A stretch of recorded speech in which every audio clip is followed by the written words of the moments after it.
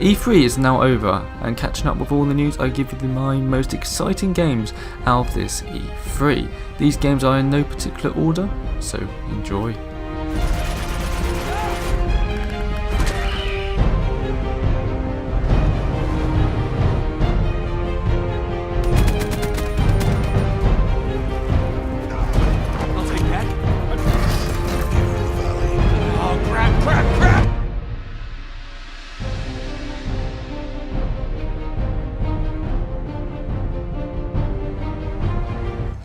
First up is of course the new God of War game. It was the icebreaker for Sony's press conference, an epic build up with the orchestra before what could be the greatest reveal of a video game character ever. I mean, damn. What I love so much about the game so far is how much they have evolved the series.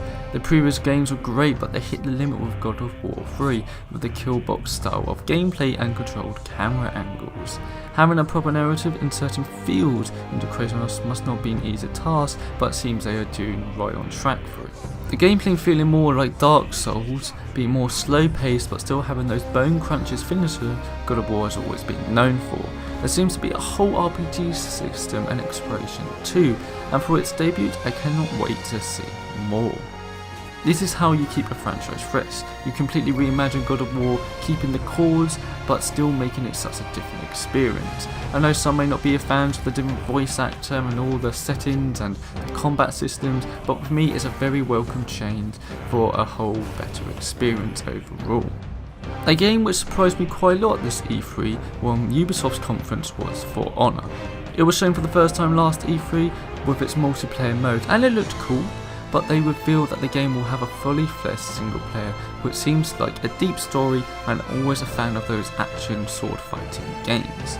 The gameplay looks totally badass, and again having more of a strategic way of combat rather than the hack and slashing looks very refreshing and definitely on my radar when it arrives early next year. I just hope it delivers with a lot of big games coming out early next year, and I just hope multiplayer isn't the main attraction to this and the single player does have something to offer.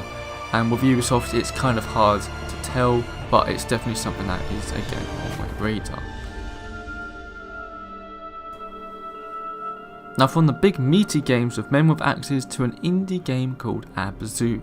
The main reason I'm super pumped for this game is its Leeds made Journey.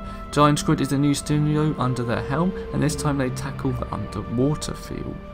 Not much is known about this game. The art style looks amazing and they have the same composer as well. The best part is the game is out early August and I'm sure it will be a sleeper hit like last time with Journey. I'm just super excited for it and I cannot wait to grab my hands with it when it comes out.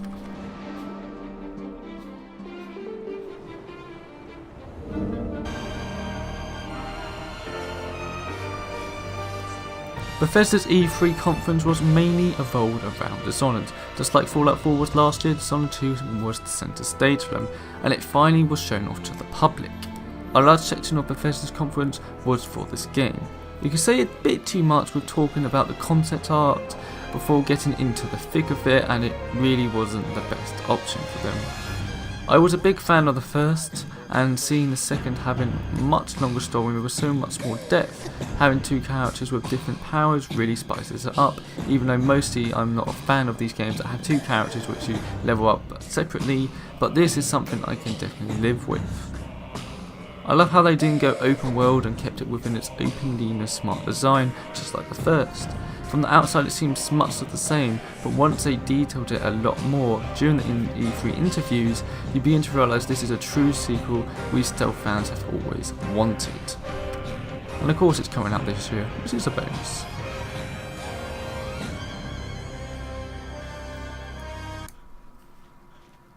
And finally, a game that is known for getting praised massively at E3 is Horizon Zero Dawn. This may be the second time it was shown at E3, but damn, it just still looks incredible. This time I got what I wanted, having a lot more downtime gameplay, just exploring the world. A few new mechanics were shown, being able to mount a ride from various robot dinosaurs, a few new weapons, but the big one being the fact that it is now dialogue trees in the game. Now we don't know how much of this will affect the side quest and the main story, but this really shows that this game will be big. I mean really big.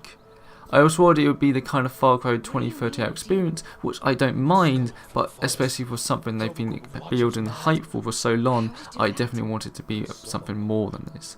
But this does definitely seems beyond that. The devs were interviewed more and more info has been shown. I will detail in another video very soon about the fact of the game so far and what we know. This game is out late February and it cannot come sooner. That's it for today's video, guys. I hope you enjoyed. If you did, you can check out my previous videos. One being about the Watch Dogs 2 facts, and another one being the art of Uncharted 4. This is why I take a lot of screenshots and a lot of art styles from the game and messed up into a nice video with some nice music in the background, something very relaxing and different paced for once. Except for that, guys, I hope you enjoyed your stay and subscribe if you did, and I'll see you next time.